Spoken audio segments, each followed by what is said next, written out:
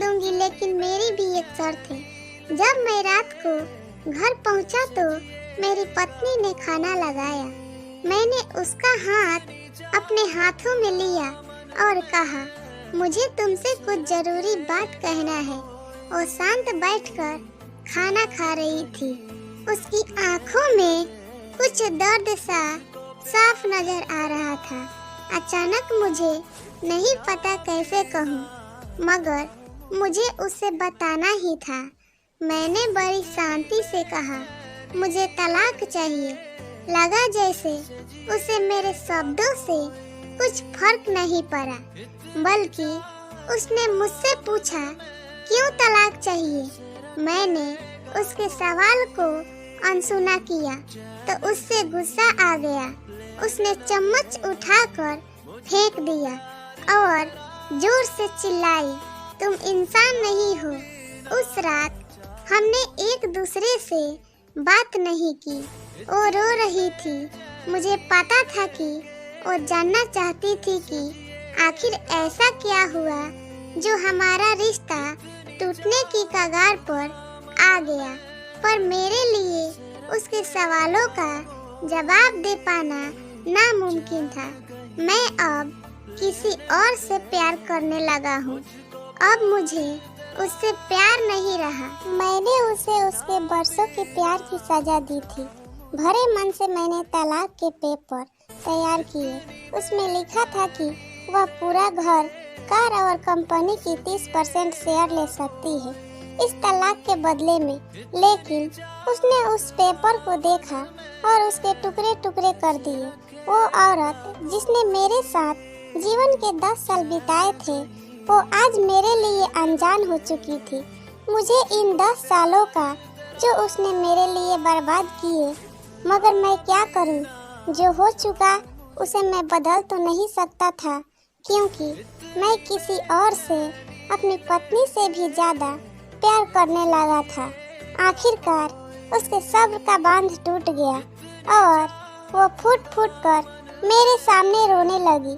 मेरे लिए उसका रोना एक तरह से उसकी रिहाई की तरह था। तलाक की ये बात जो कई दिनों से मुझे परेशान कर रही थी, अब बिल्कुल साफ हो चुकी थी। अगले दिन मैं घर काफी लेट आया। मैंने शाम का खाना नहीं खाया था, लेकिन फिर भी मैं सीधे ऊपर जाकर अपने कमरे में सो गया, क्योंकि पूरा दिन प्रिया के साथ रहने और कई जगह घूमने के बाद मैं थक गया था। वह शायद रात को उसी टेबल पर लिखते लिखते सो गई थी। सुबह उसने तलाक देने की शर्तें बताई। वह मुझसे कुछ भी लेना नहीं चाहती थी। उसे सिर्फ तलाक से पहले 1 महीने का समय चाहिए था।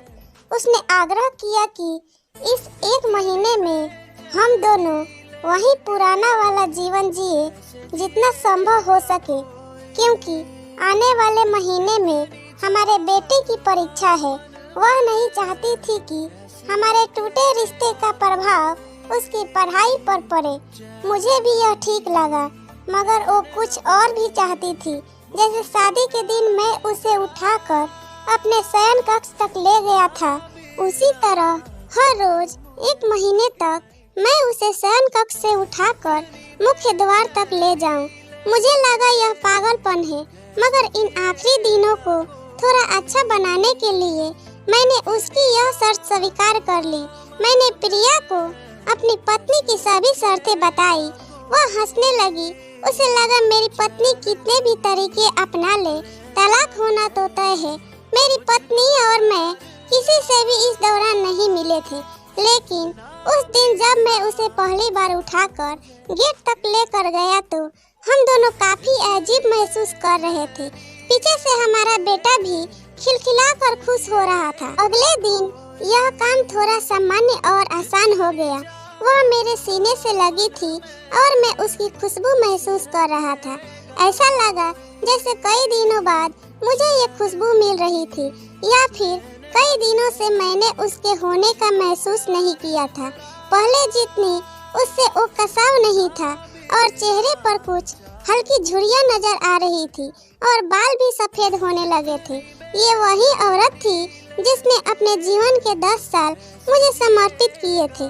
चौथे दिन जब मैंने उसे उठाया तो वो पुरानी रोमांच लौटने लगी थी। पांचवें और छठे दिन वो पुराना प्यार फिर जागने लगा। मैंने प्रिया को इस बारे में कुछ नहीं बताया था। अब उसे उठाना और आसान हो गया था। शायद हर रोज यह सब करने का मैं आदी हो गया था। एक दिन वह अपनी पसंद की साड़ी निकाल रही थी, लेकिन कुछ खास ढूंढ नहीं पाई। उसने सांस भरते हुए कहा कि उसके सारे कपड़े ढीले पड़ने लगे हैं। तब मुझे पता चला कि वह काफी दुबली हो गई है और इसलिए मैं उसे आसानी से उठा पा रहा था। मेरे दिल को एक झटका सा लगा। उसने अपने दिल में काफी सारा दर्द छुपा रखा था।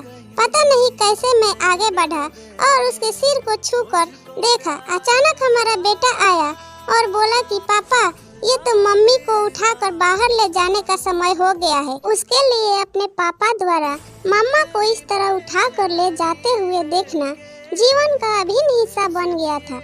मेरी बीबी ने हमारे बच्चे को बुलाया और जोर से उसे गले लगा लिया। मैंने अपना चेहरा दूसरी तरफ कर लिया। मुझे लगा कहीं मैं अपना निर्णय न बदल लूं। मैंने अपनी पत्नी को रोज की तरह उठाया और बेडरूम से सिटिंग रूम होते हुए हॉल तक लाया। उसने प्यार से अपने दोनों हाथ मेरी गर्दन के आसपास रख दिए। मैंने उसे जोर से पकड़ रखा था, बिल्कुल हमारे सुहाग रात की तरह, मगर उसका इतना कम वजन मुझे परेशान कर रहा था। महीने के आखिरी दिन जब मैंने उसे उठाया तो मेरे लिए एक कदम भी चल पाना मुमकिन नहीं हो पा रहा था। हमारा बेटा स्कूल जा रहा था। मैं अपनी कार से ऑफिस गया और कार से कूदकर बाहर आ गया। बिना कार को लॉक किए मुझे डर था कि अब एक पल की भी देरी मेरी इरादा बदल देगी। मैं ऊपर गया। प्रिया ने दरवाजा खोला और मैंने उससे कहा, सॉरी प्रिया, अब मैं अपनी पत्नी से तलाक नहीं लेना चाहता। उसने मुझे देखा और मेरे सिर पर हाथ फेरकर कहा, तुम्हें बुखार तो नहीं है? मैंने उसका हाथ हटाया और कहा, सॉरी प्रिया, अब मुझे अपनी पत्नी से तलाक नहीं चाहिए। हमारी शादीशुदा जिंदगी शायद हम दोनों के ध्यान न देने की वजह से बोरिंग हो गई थी, लेकिन इसका मतलब यह कतई नहीं कि हम एक दूसरे से प्यार नहीं करते। अब मुझे एहसास हुआ कि जिस दिन मैं उसे शादी करके अपने घर लाया था, उस दिन से जीवन के आखिरी दिन तक मुझे उसका साथ निभाना है। प्रिया के होश उड़ गए। उसने मुझे एक जोरदार चाटा जड़ दिया मेरे मुंह पर। वह रोने लगी और दरवाजा अंदर से बंद कर लिया। मैं सीढ़ियों से नीचे उतरा और आकर अपने कार में बैठ गया। आगे एक फूल वाले की दुकान पर रुका और अपनी प्यारी पत्नी के लिए एक सुंदर सा गुलदस्ता लिया। दुकानदार ने पूछा कि इस पर क्या लिखना है। मैंने मुस्कुराते हुए कहा कि मैं तुम्हें जीवन के आखिरी दिन तक यूं ही उठाता रहूंगा, मेरी अर्धांगिनी। उस शाम जब मैं घर आया, हाथों में गुलदस्ता लिए, मेरे चेहरे पर एक मुस्कान थी।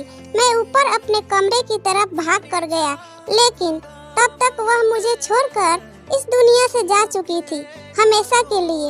वह कई महीनों से कैंसर से लड़ रही थी, लेकिन मैं प्रिया के साथ इतना खोया हुआ था कि कभी ध्यान ही नहीं रहा। उसे पता था कि जल्दी ही मुझे छोड़कर जाने वाली है, इसलिए वह मुझे और मेरे बेटे के रिश्ते को टूटने से बचाना चाहती थी। मैं नीच उसे तलाक लेना चाहता था, लेकिन फिर भी उसने मुझे अपने बच्चे की नजरों में एक प्यारा पति और पिता बना दिया था। जीवन की छोटी छोटी बातें रिश्तों में बहुत महत्व रखती है।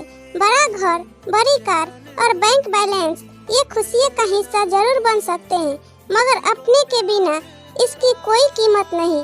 स्टोरी कैसी लगी आपको कमेंट करके जरूर बताएं। अगर पसंद आई होगी तो कृपया लाइक और शेयर जरूर करें।